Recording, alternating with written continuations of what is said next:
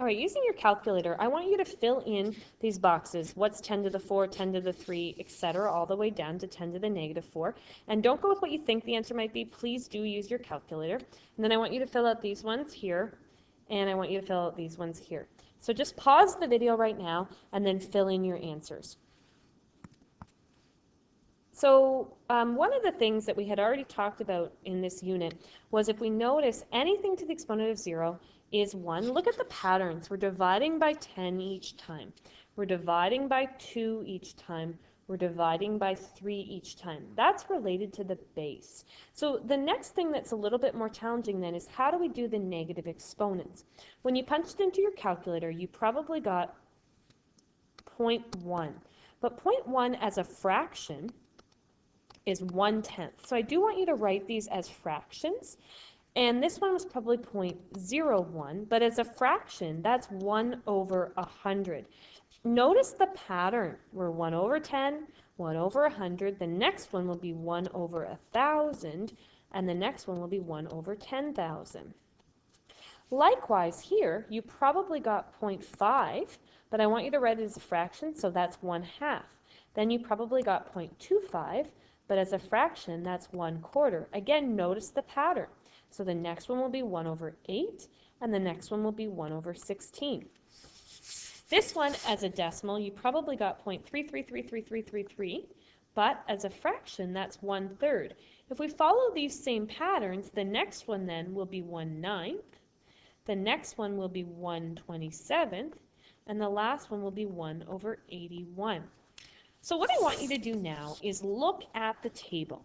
I want you to ask yourself, how do you think you could write this as a positive exponent? So some of the answers could be 0.1 to the 1, and that's correct, but I want you to keep the fraction. So how can you write 1 over 10 using exponents and using exponents that are positive? Well, you could write it as 1 over 10 to the 1. The next one then, you could probably write, if you wanted, as 0.01 to the 1, yes. You could also write it as 1 over 100 to the 1, but notice that my base is 10. So I want to keep the 10. So I could write it as 1 over 10 to the 2. The next one then would be 1 over 10 to the exponent of 3, and finally 1 over 10 to the exponent of 4. So if we continue that pattern, we're going to notice, how do I write 1/2? Well, I can write it as 1 over 2 to the 1. And then I can write it as 1 over 2 to the 2. And 1 over 2 to the 3. And 1 over 2 to the 4. Remember, math is all about patterns and looking for patterns in relationships. So let's use that for this last column. Again, I can write it as 1 over 3 to the 1, 1 over 3 to the 2, 1 over 3 to the 3, and 1 over 3 to the 4. So at this point, I want you to check your chart to my chart. See if they're the same. What we now see is it says, what do the patterns tell you about 0 as an exponent? Well, if we look, all of the rows with 0 are equal to 1. So when the exponent is 0, your answer always equals 1.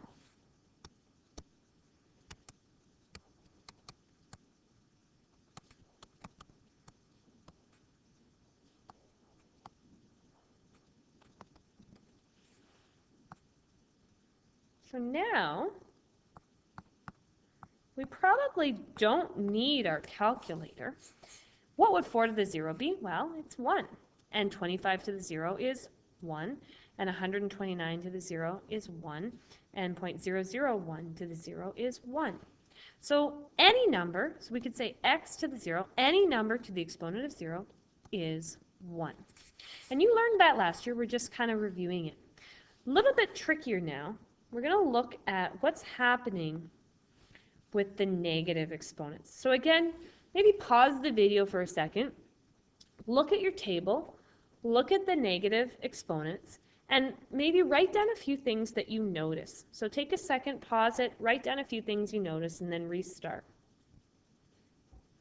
So probably one of the things you might have noticed is that they're all fraction answers. And probably another thing that kind of might have thrown you off a little bit is that there's no negative answers. So that's another thing that's really interesting to think about. So the next question asks you to try to write your fractions, write your powers with a positive exponent. If we look up here in the chart, it said 10 to the negative 1, and then we made it 1 over 10 to the positive 1. Or it said 10 to the negative 2, and we made it 1 over 10 to the 2. So what you have to ask yourself is, what were we doing there? How did we make those exponents positive? So what do you think you would do for 4 to the negative 1? When you compare to what we did in the chart, we just basically returned them into fractions. So could we do 1 over 4 to the positive 1? Then if we evaluated that, if we thought, what is 4 to the 1? 4 to the 1 is 4. We would get 1 over 4. Well, let's try it for the next one. If 2 to the negative 2 was 1 over 2 to the positive 2, what do you think 5 to the negative 2 would be? Is it 1 over 5 to the positive 2?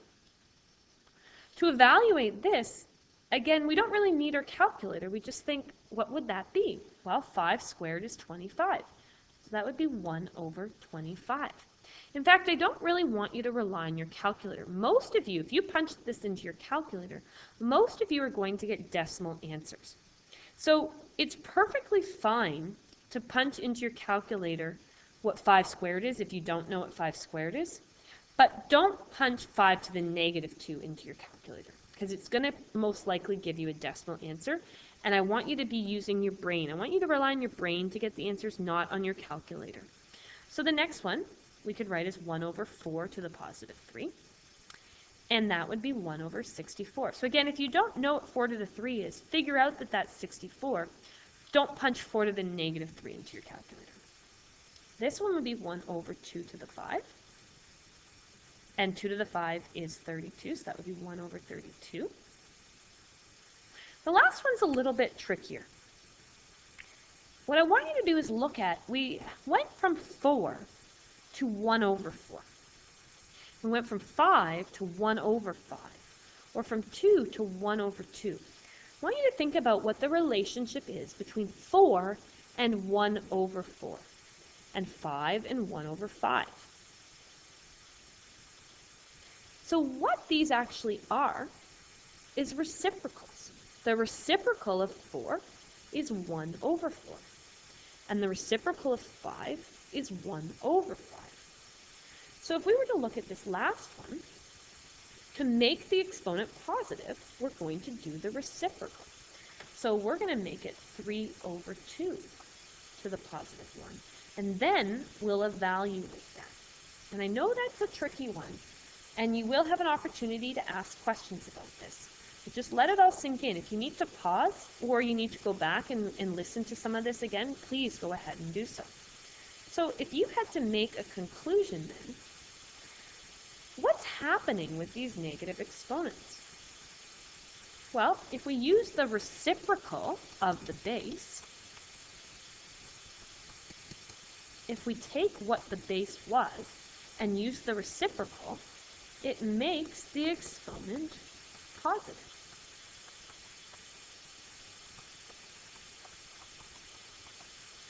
Once the exponent is positive, then we can evaluate it. So again, I know that's probably challenging. Let that sink in.